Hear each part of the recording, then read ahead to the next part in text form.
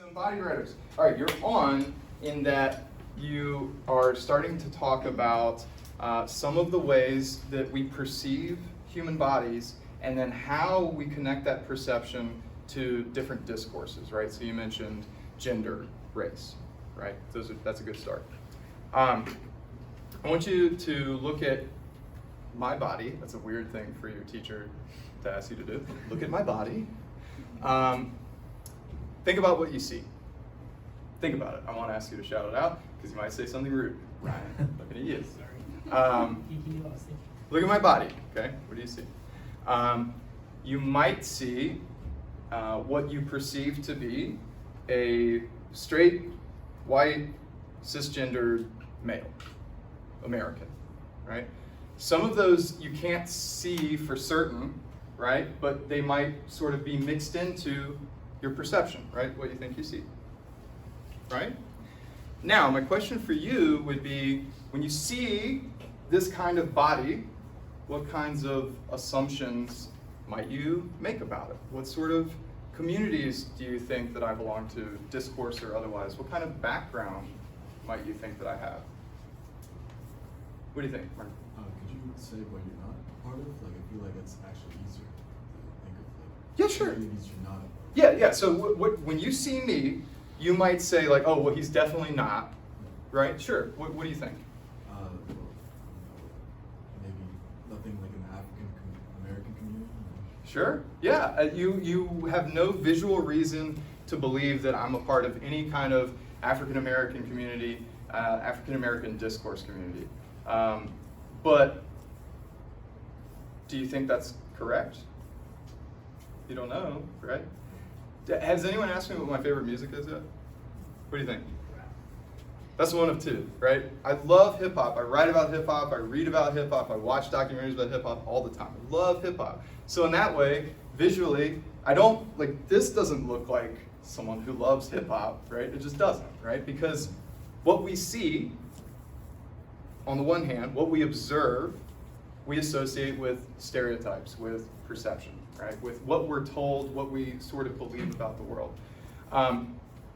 And the flip side is true too. The way we present ourselves sort of puts us into conversations of, oh, he clearly likes hip hop, or oh, he probably doesn't like hip hop, right? So, okay, what are some other perceptions that you might make about this body, Daniel?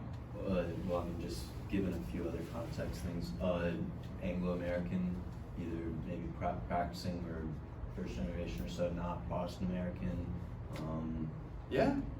Yeah, I don't know. Yeah, so that's really interesting. So on the one hand, it's cultural, right, where my family may have originated from.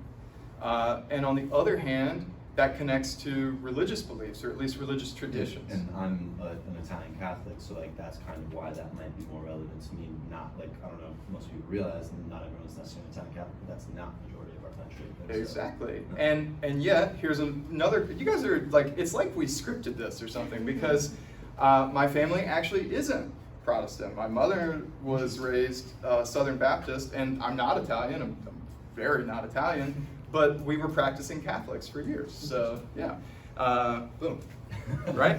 I walked in late and like instinctively looked for the font. Yeah. Danielle, you have one. You don't belong to like a body modification, like alternative discourse community. Okay, so Visually. visually, right? So I don't belong, what do you mean by alternative? Because that one I'd probably agree with. What does that mean? Kind of just like body modification tattoos, piercings, colored hair. Yeah. So now, granted, I've got my sleeves down, right? There could be tattoos. I could have like this huge back piece, screaming eagle, flag, flames, right? I don't. I don't have any of that. But if you think of body modification in a different way, I actually do belong, and you may or may not know. When I was 20 years old, have I told you? I don't know if I told you this story.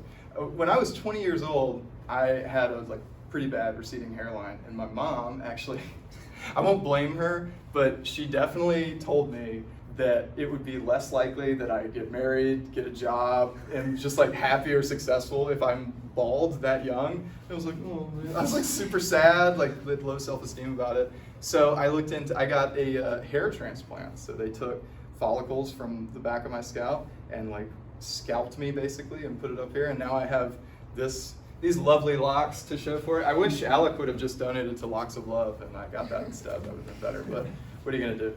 So again, we're 3 for 3 on things that I don't look like I'm a part of, but I might be.